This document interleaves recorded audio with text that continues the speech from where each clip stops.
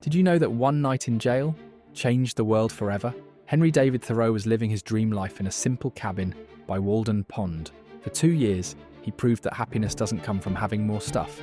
But in July 1846, everything changed. Walking into town for a simple errand, the local constable arrested him. His crime? Refusing to pay taxes for 6 years. Thoreau wouldn't fund a government that supported slavery and an unjust war.